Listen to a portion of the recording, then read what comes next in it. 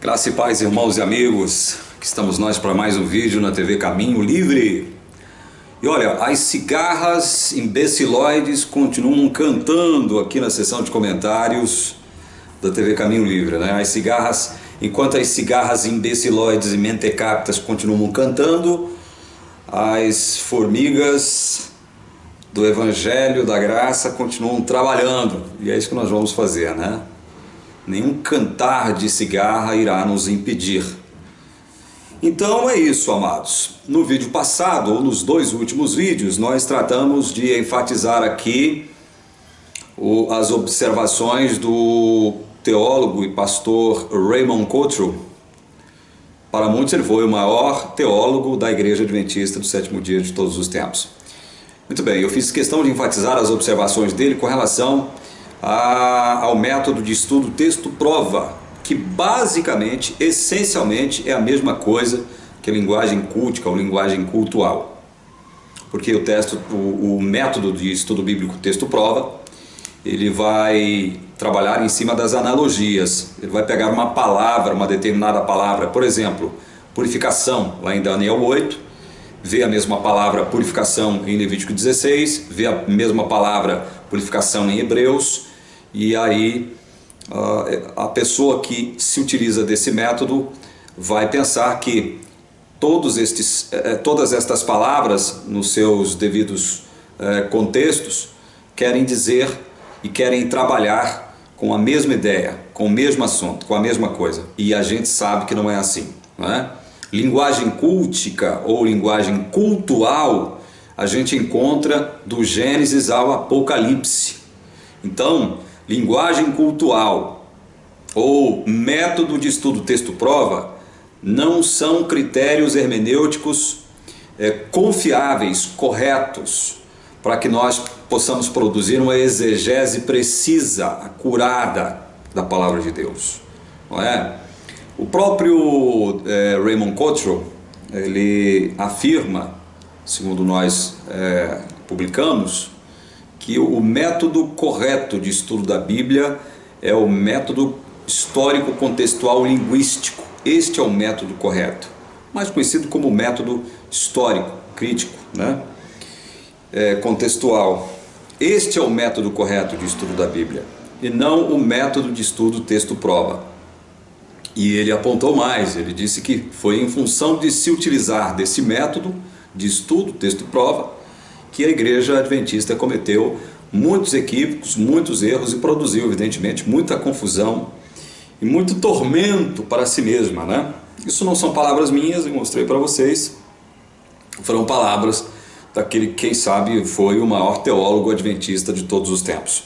Neste vídeo agora, eu pretendo salientar de modo inequívoco, primeiro, a visão tradicional da Igreja Adventista do Sétimo Dia. Qual é a visão tradicional da Igreja Adventista concedente a juízo investigativo ou purificação do santuário? Qual é a visão tradicional? É óbvio que a visão tradicional está baseada, fundamentada em Ellen White, e por isso nós vamos ler aqui agora alguns trechos do livro O Grande Conflito, de Ellen White, a página 480. Ela começa dizendo o seguinte, aqui no primeiro parágrafo. No cerimonial típico, ela está evidentemente tratando aqui do juízo investigativo, e aqui ela está fazendo uma referência ao dia da expiação. No cerimonial típico, somente os que tinham vindo perante Deus com confissão e arrependimento, e cujos pecados por meio do sangue da oferta para o pecado eram transferidos para o santuário, é que tinham parte na cerimônia do dia da expiação. Então, quem é que tinha parte na cerimônia do dia da expiação? Quem somente tinha parte? Somente os que tinham vindo perante Deus com confissão e arrependimento de pecados. Somente esses. Os demais não tinham parte no dia da expiação, na cerimônia do dia da expiação. Somente esses participavam de forma efetiva do cerimonial dia da expiação. Aí ela continua dizendo aqui, assim, no grande dia da expiação final, isso aqui é uma referência ao juízo investigativo, esse grande dia da expiação é uma referência ao juízo investigativo que começou, segundo o entendimento da igreja, em 22 de outubro de 1844. Assim, no grande dia da expiação final e do juízo investigativo, os únicos casos a serem considerados são os do povo professo de Deus. Este aqui é o entendimento tradicional. Esta aqui é a visão tradicional da Igreja Adventista. Ellen White afirmando categoricamente: os únicos casos a serem considerados são o do povo professo de Deus. Quem era o povo professo de Deus no passado? O povo de Israel. Agora, todo cidadão, toda cidadã que fazia parte do povo de Israel era verdadeiramente filho de Deus? Não. Nós sabemos disso. Nós sabemos disso. Mas o povo professo de Deus no passado era o povo de Israel. Não era o Eteu, não era o Jebuseu, não era o Cananeu,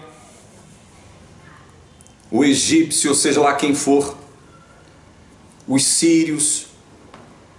Não eram estes povos. O povo professo de Deus era o povo de Israel. Agora, nem todo israelita era filho de Deus. Paulo fala sobre isso em Romanos capítulos 9, 10 e 11. Ele deixa isso bem claro. Paulo deixa isso bem claro. Então, os únicos casos a serem considerados, segundo Ellen White, no dia da expiação, cuja descrição está lá em Levítico 16, a narrativa descritiva está em Levítico 16, eram os do povo professo de Deus. Os únicos casos a serem considerados no dia da expiação. Ou seja, ímpio não participava de nenhum modo da cerimônia do dia da expiação. Nenhuma nação ímpia participava. Aquela cerimônia, dia da expiação, era um dia de juízo para o povo de Israel. Pronto e acabou. Olha aqui.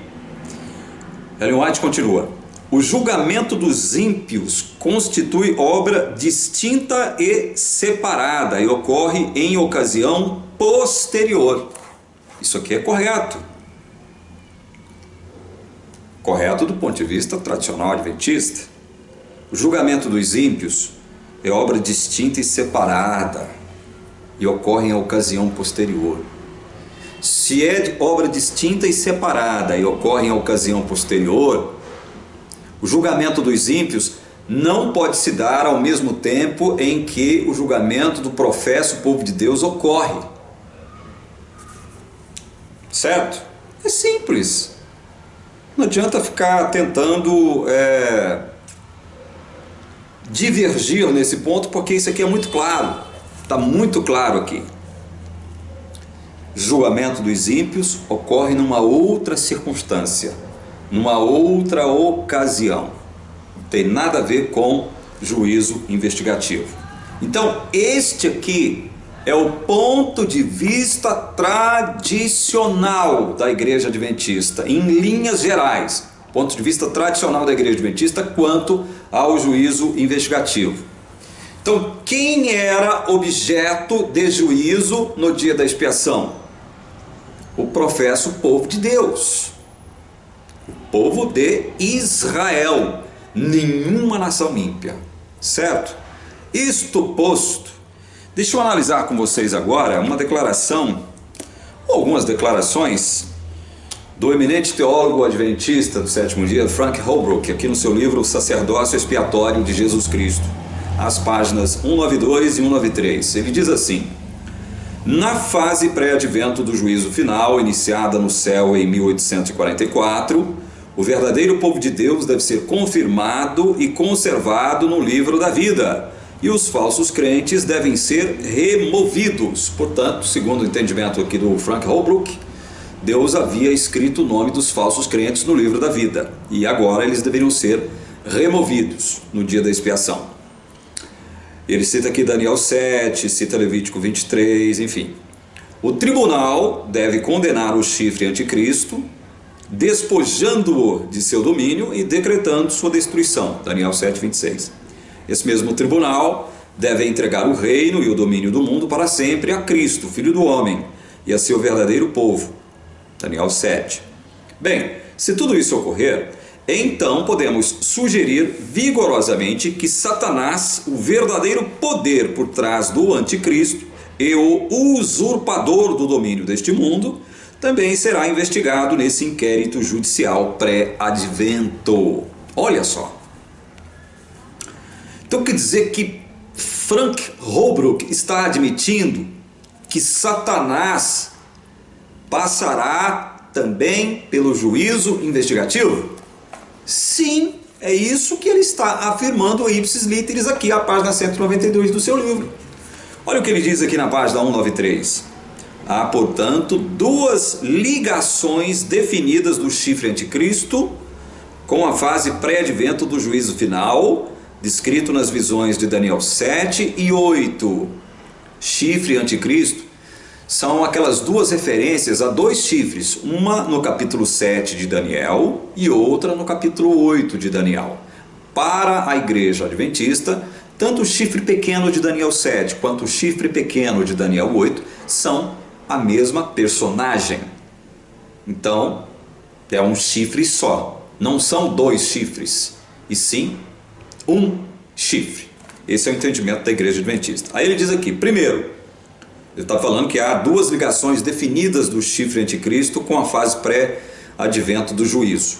Então ele fala aqui, primeiro, de modo geral, o chifre é símbolo de milhões de crentes professos que seriam totalmente registrados no livro da vida e que por conseguinte seriam investigados. Então este é o primeiro entendimento, enunciado aqui por Frank Holbrook. O chifre seria símbolo de milhões de crentes professos. E aí, evidentemente, ele está com isso aqui abarcando toda a cristandade, né? Crentes de toda a cristandade. Segundo, como entidade corporativa, o chifre representa uma organização, olha só, uma organização que Satanás tem usado para promover os mesmos desafios levantados por ele no céu contra Deus. Ora, se o tribunal vai julgar o chifre e retirar o seu domínio, então Satanás, que manipula tal entidade, também vai ser investigado.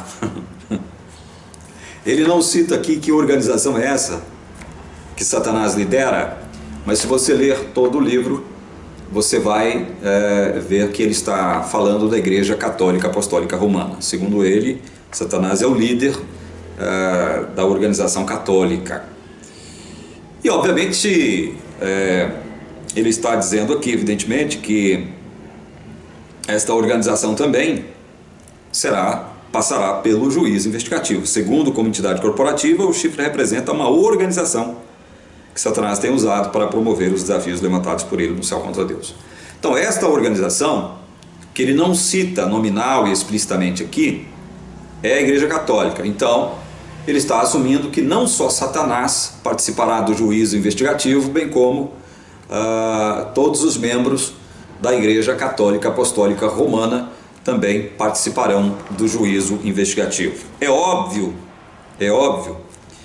que ele já admitiu isso por uma implicação ao dizer que milhões de crentes professos também passarão pelo juízo investigativo aqui nas linhas anteriores, né? Então está claro que Frank Holbrook ele não está muito de acordo com o ponto de vista tradicional da igreja, não, porque ele afirma, dentre outras coisas, que o próprio Satanás participará do juízo investigativo. Agora, eu só não sei quando isso acontecerá. Não sei se já aconteceu em 22 de outubro de 1844 ou se isso se dará no final desse juízo investigativo. Aí só Deus sabe, né? Quando é que Satanás será investigado agora no juízo investigativo. Então você percebe que há controvérsias dentro do território adventista com relação a esse assunto. Aí vem o senhor Ezequiel Gomes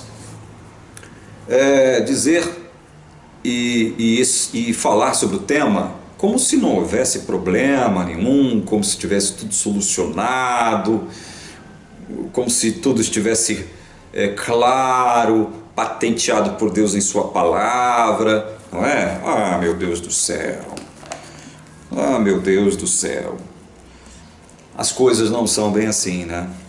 Irmãos, eu quero, antes de terminar esse vídeo, eu quero ler aqui com vocês o que está em João capítulo 16.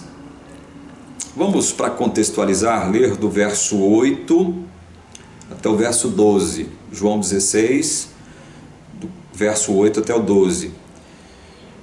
Cristo diz assim: quando ele vier, falando do Espírito Santo, né? Quando ele vier, convencerá o mundo do pecado, da justiça e do juízo. Então, o Espírito Santo nos convencerá primeiro do pecado, depois da justiça. Justiça de quem? De Deus, lógico. E depois do juízo. Aí ele continua: do pecado porque não creem em mim. E eu já abordei este texto aqui na TV Caminho Livre, quando eu disse que o pecado essencial é não crer em Cristo. Não crer em Cristo não é uma posição sustentada, uma posição neutra sustentada por ateus. Quando alguém diz assim: olha, eu estou neutro nessa história de Deus e do diabo, eu não sigo nenhum nem outro, ele já, com isso, ele já está manifestando, pelo fato de não crer em Cristo, que ele está em pecado. Se ele está em pecado, ele está do lado do diabo. Ele já está sob a condenação de Adão, que foi estendida a todo ser humano depois do pecado lá no Éden. Então, do pecado porque não creem em mim, disse Cristo. Da justiça porque vou para o Pai e não me vereis mais. Jesus, ao viver aqui, ao fazer tudo o que ele fez, morrer na cruz e ressuscitar, o que foi que ele conquistou para o seu povo? O que foi que ele conquistou para o seu povo, a sua gente, a sua igreja? O que foi que ele conquistou? Justiça. É por isso que quando ele morre, ele paga o preço da nossa condenação e culpa. E quando ele ressuscita, nós somos justificados, porque foi justiça que ele conquistou para nós ao morrer em nosso lugar, nos substituindo na cruz. Então, ele foi para o Pai, ele está junto do Pai, e porque ele está junto do Pai, nós temos este mesmo privilégio de, pela fé, estarmos juntos do Pai, graças à justificação de Cristo sobre nós. E aí ele termina aqui o verso 12 ao verso 11 dizendo o seguinte: do juízo, porque o príncipe deste mundo já está julgado. Então, quando o Espírito Santo vier, diz-nos Cristo, convencerá o mundo do pecado, da justiça e do juízo. Do pecado porque não creem em mim, da justiça porque vou para o Pai e não me vereis mais, do juízo porque o príncipe deste mundo já está julgado. O príncipe deste mundo já está julgado. O que significa isso? Significa que nunca houve salvação, nem oportunidade de salvação para o diabo e seus anjos, como chegou a afirmar Ellen White. Não é esse o tema do nosso estudo, portanto a gente não vai ler agora.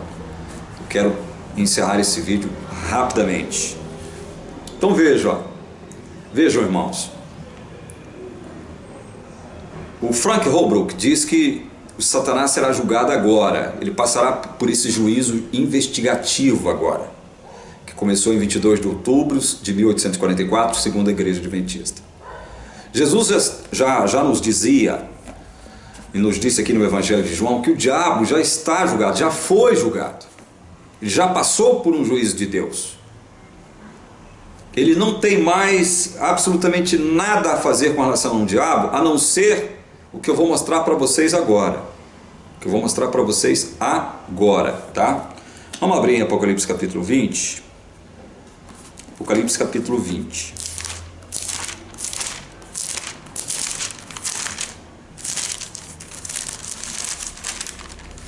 Vamos ler do versos dos versos 11 até o 15, e depois o verso 10. Vi um grande trono branco e aquele que nele se assentou, de cuja presença fugiram a terra e o céu, e não se achou lugar para eles. Vi também os mortos, os grandes e os pequenos, postos em pé diante do trono. Então se abriram livros, ainda outro livro, o livro da vida, foi aberto. E os mortos foram julgados segundo as suas obras, conforme o que se achava escrito nos livros.